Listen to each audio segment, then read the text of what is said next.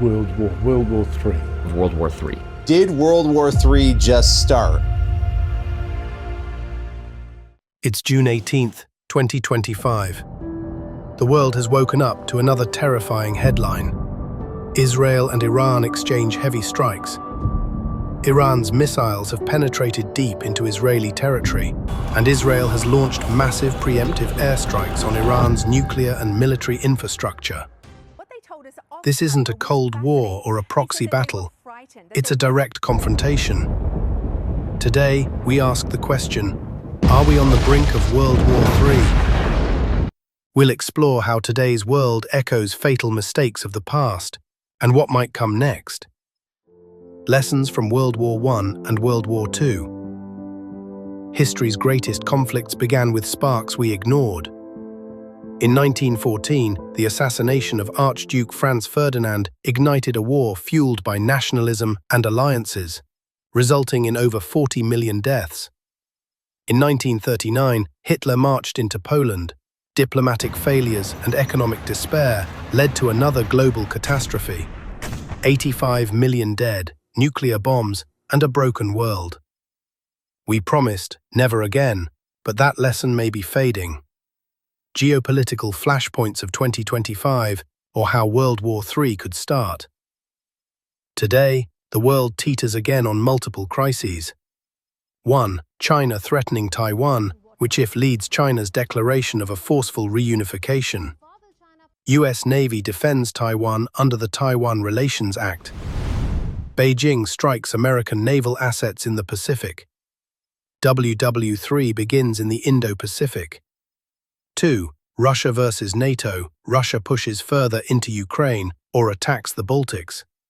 NATO activates Article 5. Attack on one is an attack on all. NATO versus Russia begins in Eastern Europe.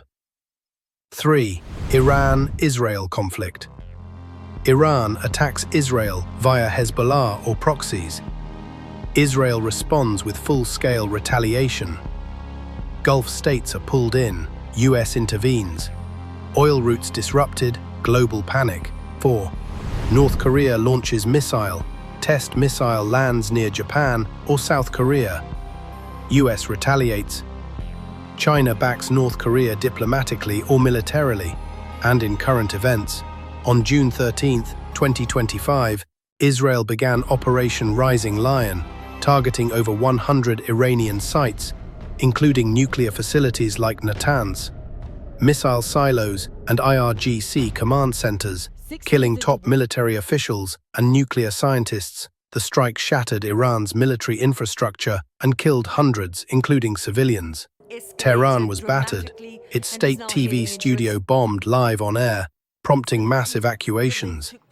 Iran struck back, launching more than 300 missiles and drones in Operation True Promise. The death toll, at least 24 Israelis, 224+ Iranians per government. And independent estimates suggest over 400 Iranian casualties. Airspaces are closed and borders locked, amid fears of regional expansion. Now the question, if a war happens, what will be the alliances of World War III? As Israel and Iran trade direct strikes, global powers are drawn in, the West, led by the US and NATO, backing Israel. The East, where Russia stands with Iran, China watches closely, and Turkey, Oman, and Gulf states scramble for diplomatic influence.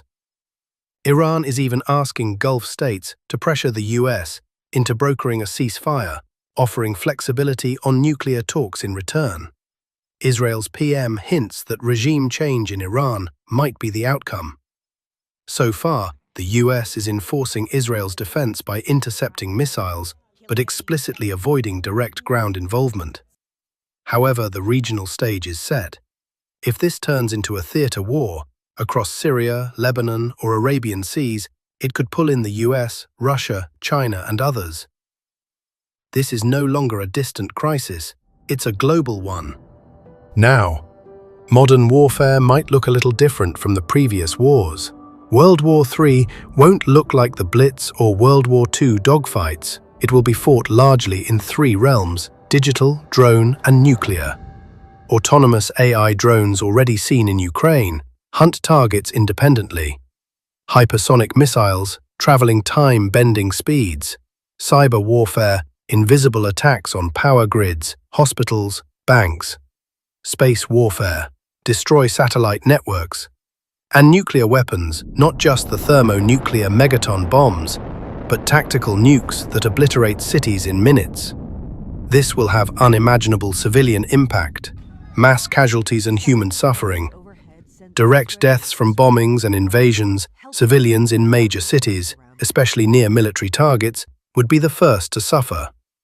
Drone and missile strikes, modern precision weapons can cause destruction on an unprecedented scale.